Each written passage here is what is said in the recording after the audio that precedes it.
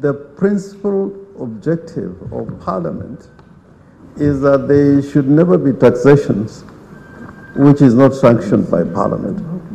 That is the starting point. And therefore, this is a grave matter that if we cannot handle it appropriately, then Parliament will stand accused. And the distinction as to whether it is the National Assembly or the Senate is the one responsible is purely academic as far as I'm concerned. And Mr. Chairman, you know, even the clarifications that you made in the House last week went a long way in giving some kind of clarity on this issue.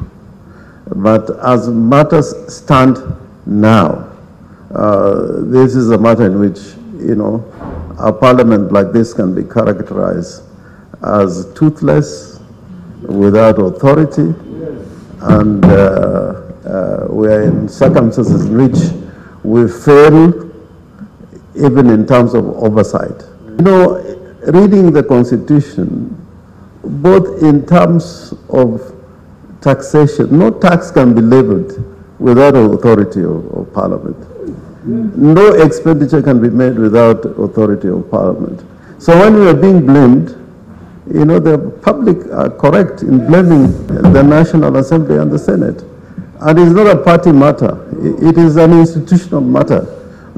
Anybody who is going there and saying that it is either Jubilee or UDA or ODM, they are completely misled. This is a matter in which Parliament must take full responsibility. And Mr. Speaker, Mr. Chair, I'm beginning to feel that this Parliament is becoming one of the weakest parliaments in the history of this nation.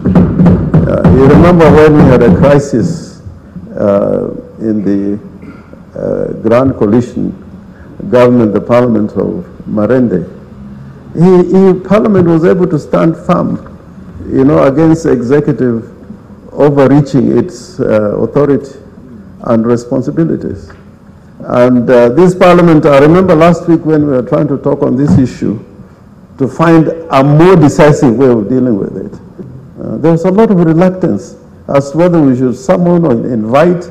That is why even looking at the Hansard, it is not making any sense to me because even the direction that the Speaker gave, it's not clear enough. Probably the minister, seeing the Hansard, did not know whether it is an invitation or a summon. So I think at the end of the day today, Mr. Chairman, you have to exercise some authority. And Parliament, when it sits in plenary or in committee, the same powers are available. So I urge this committee that let us not look ludicrous out there in the public.